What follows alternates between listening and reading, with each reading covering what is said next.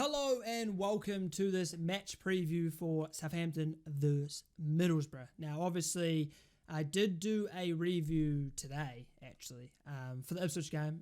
There should be something, I don't even know if this works, but it should be like an icon up here that you click and it goes match review, and then you click it and then you watch it. But that's obviously if you want to. I tried to do some analytical stuff, talk shit about my lack of knowledge, but still, I tried. So if you want to watch that, go ahead and watch it. But I'm not going to be talking anything about the Ipswich game. I've already done a video. Watch it if you want. If not, we're moving on to this Middlesbrough game. Obviously, Middlesbrough sitting last. 2 points, no wins. And it's quite a fall-off considering last season, obviously, the championship playoffs. Michael Carrick sort of turned around their season and then nearly got them promoted. And then this season, it's not looking too bloody good. I'll be honest, I don't know what's going wrong with Middlesbrough. Haven't seen anything about them. I don't know if it's lack of reinforcements in the summer. Michael Carrick's honeymoon period's over and he's actually shit. I don't know. I don't want to say that, but maybe he is. I don't know. But obviously for us, 3 losses in a row, conceding way too many goals, most conceded in the league so far. We sit 13th, and obviously, early doors in the season, a lot can improve quickly. I'm still much backing Russell Martin for now. Let him sort of try and fix the issues that are coming up, individual errors and all that sort of stuff. But looking at this game, I think a lot of Southampton fans would be, they'd probably start it Russell Martin out on fucking Twitter if we lost this game, because in their mind, Middlesbrough 24th, they fucking suck, therefore we should spank them. Middlesbrough still finished championship playoffs last year, so they're clearly not all fucking wank. But I think a loss 4 in a row could be definitely a confidence hitter. And the fixtures are coming thick and fast as well, so it's going to be difficult, but obviously I'm trying to be patient with the team. I'm trying to be patient with Russell Martin to sort of see how it goes. But let's just jump straight into it. Let's just do preferred lineup right now, because I'll talk about sort of what I want to do, or what I would do, I guess, with the team at the moment, with the situations we're in. So we're going to start it off with, drum roll, Gavin Bazunu. Wow, what a surprise. He's in. Oh, cool. Yep, sick. Right back, Walker Peters. Centre backs, I think Bednarak has to come in. Harwood, Bell is as well at centre back. Left back, obviously Manning. We don't really have any options for them. Now, this is it. Defence, boring. It's basically going to be the same because we have no other options, right? Midfield. I came up with a master plan. I'll tell you right now, I was putting up the washing this morning. I was thinking, fuck me, what would be my preferred lineup for the Middlesbrough game? And I was thinking to myself, and I was thinking, bang, boom. Massive ideas here. I should go pro. All right, midfield. First, Shay Charles. Second, Flynn Downs. Third, well, if he's fit. Third, Alcaraz. Now, let me explain. You're thinking, what the fuck is that? First, Smallbone's been bad last few games. Drop him. Second of all, defensively we suck. Third of all, transitions, we suck. Fourth, defensive mids don't defend. All right, so let's do 2 of them. That's my thinking. Okay, now I'm fucking not joking around anymore. Let's be fucking serious, okay? Serious. 2-man defensive mid pivot. Alcaraz free roaming 10. I know. You're probably like, what the actual fuck are you talking about, mate? And I understand. But in my idea, I'm thinking we need to fix the issues that are causing us issues. And I think the main issue for me, that what I'm seeing, is the midfield transition to defence, midfield positioning, and midfield, I don't know how to say that, maybe just being a fucking option. If you watch the review, you'd know why I'm speaking about that. So I'm thinking a Shay Charles midfield with Flynn Downs sort of being the 2 defensive mids. Obviously, they're both not going to be playing the same fucking role, right? One will be more further forward, one will be more further back. I don't really know which one would be better, further back or further forward. I don't really know, so I don't really give a shit. That's not my opinion to fucking do. Just fucking chuck them in. So my thinking of that is that we're struggling to play out from the back properly.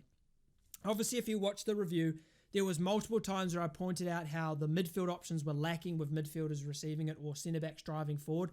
The midfielders weren't available. So I'm thinking if we were to have two defensive mids, I think naturally a defensive mid, it's their thought process when it comes to building out from the back is give me the fucking ball, right? So I'm thinking if you have two of them, one that should help on the defensive transitions. Yes, I'll be honest, we may lack the attacking, but that's where Alcaraz free roam comes in. We'll come to that later.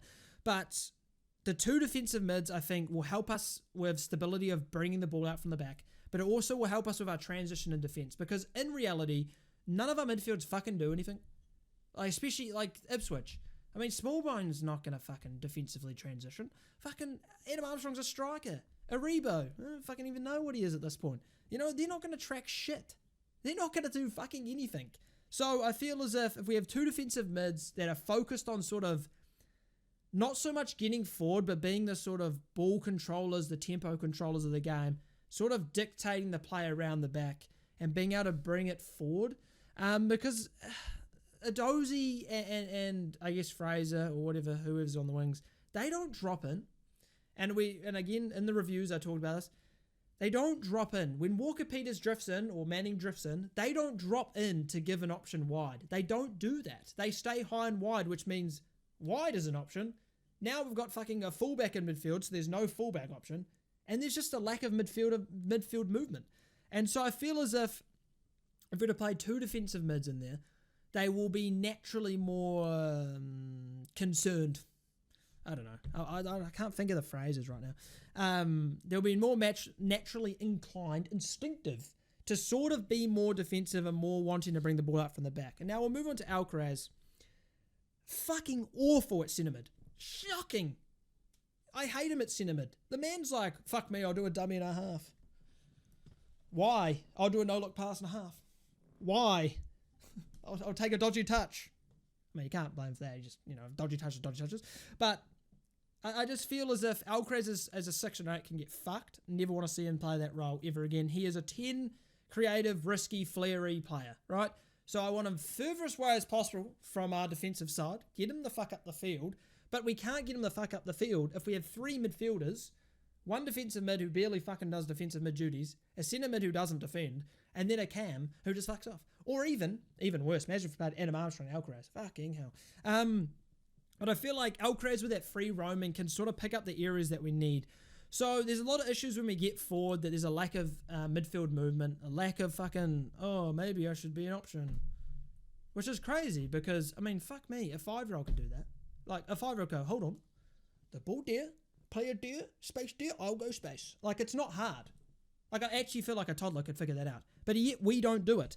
So Alcaraz being that 10 can sort of have free control of where he wants to go.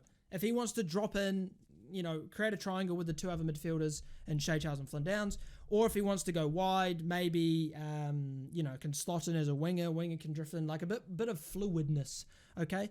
When the fullback drops in, maybe a Dozy or fucking whoever's on the wing drops in when they fucking should, and then Alcaraz can go, okay, well, maybe I'll drift wide into that space. Oh, that leaves a bit of space for Adams to drop in and become a false 9. There's so many options, right? So a free roaming 10 can sort of drift around and create space and find pockets of space when needed, right? So it is a little bit risky because Alcaraz, he's not been very good this year, and I think it's because he's not playing his proper role. I mean, he's not a 6 or an 8, he is a 10, and he can't do the 6 or 8 role in any capacity. So I want to do that. Clearly there's something wrong. Clearly the team isn't cooking, and something needs to change. And obviously, if he wants to play that style of play, build up from the back, blah, blah, blah, inverted fullback, blah, blah, blah, blah, blah, blah, right? You need players in the midfield that are going to support the centre-backs when they're playing out, covering the fucking full-backs when they go inverted, stuff like that. And I feel like playing an extra defensive mid could provide that. So going to the front three, I'll be honest, I'm not a big fan of Adam Armstrong. And, everyone's been hyping him up like, oh, Adam Armstrong's been so good. It's like, yes, he's a hard worker. He does good defensive work. That's good. But I just don't think he can lead our line. I'll be honest. I just don't think he can lead our line. I think he's not physical enough. He doesn't get in behind enough. And I just don't think his overall ball control and creativity is good enough. I'll just say it. I don't think it is. I'm not saying he's a bad striker, but I think not Adam Armstrong. Che Adams is a better option. He's got that physicality to him. He's very good at holding the ball up, and he has got that creative pass, and he gets him behind more often than Adam Armstrong. So we'll go with that. I think I want to start Sulemana because honestly, I don't see anyone else bar him and Edozie doing fucking anything. Really. Fraser, he had a good impact when he came off the bench. Was against Norwich or QPR, someone like that. And he did well. But the starts he's had, he's just not in the game for me. He's not in the game. Edozie's been isolated. He's not getting basically any 1v1s. When he does get a 1v1, he does create. But he's definitely been ticked off by other managers going, okay, this guy, we need to sort of get him out of the game, right? Which is understandable. I mean, I would do it if I was the opposition. But then that creates the opportunity for the other wing to become more influential. And we're just not doing that. Like, we're just not doing that. I mean, it's like the same with Messi, right? You have Messi, everyone's like, fuck me, we need to stop him. And that opens up space because they're going, okay, Messi's there, I'm going to focus on it. And then someone else can move around. Someone else can pick up the space that's left by that defender being drifted towards Messi or whatever. Obviously, Edozie's not Messi.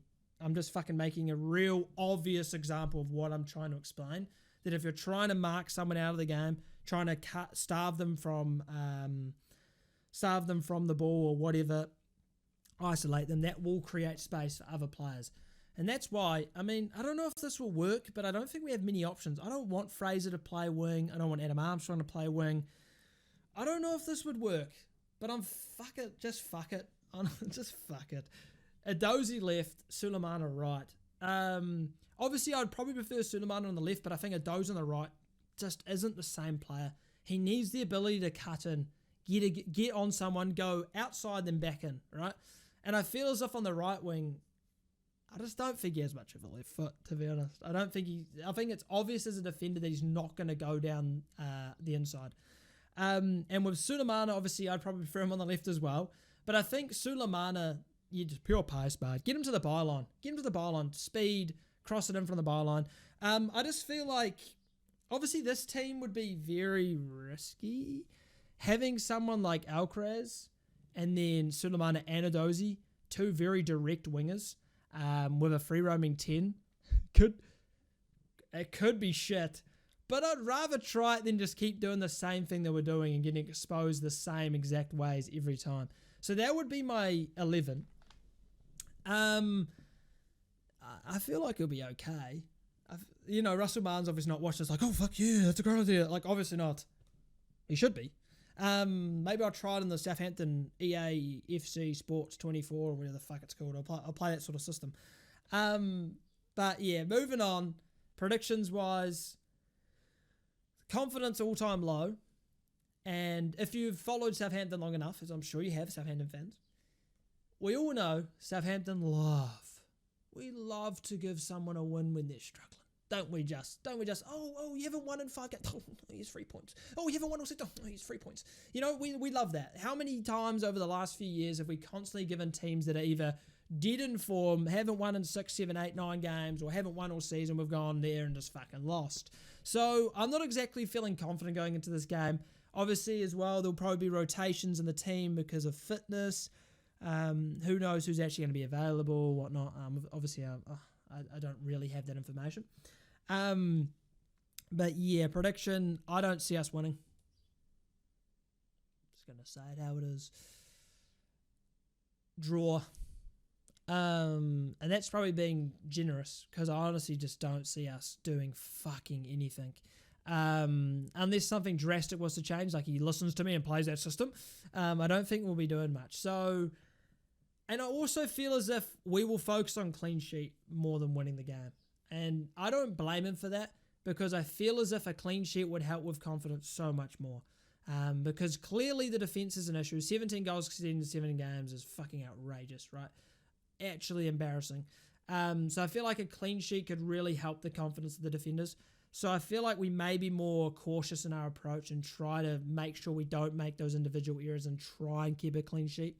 So I could see this game sort of being more defensively minded, which is similar to what we kind of did against Ipswich, but again, the individual errors cost us. So I'm going to go for a draw, 1-1 draw.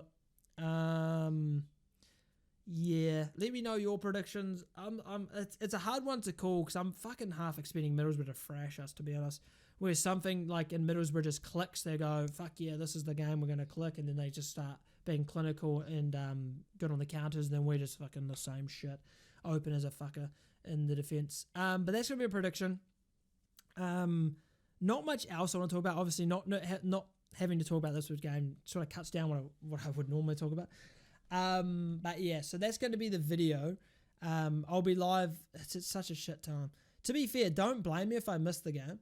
Daylight saving changed at the worst fucking time. I think it changes at 2 a.m. my time, which is exactly the time I'll wake up to get prepared for the stream. So don't blame me if my alarm gets fucked, because obviously it's happened to me before when I've watched football. My alarm's gone off and then I'm like, what the fuck? The game's already done. So yeah, that's going to be the video. Like, subscribe if you enjoyed, and hopefully join you. Yeah, brilliant. Join me for the watch along, and hopefully Southampton can fucking sort their shit out and actually do something. But again, as I've said multiple times, give them time, have a bit of patience. If it's still shit in a month, still shit in 2 months, then I understand the frustration's building. But again, 7 games into the season, there's issues to iron out. We'll see if they iron out, okay? Let's just have a bit of patience, give the manager a bit of time to sort of try and get through those issues, and if not, then he can fuck off, okay? So, yeah, like, subscribe if you enjoyed, and I'll see you guys in the next video.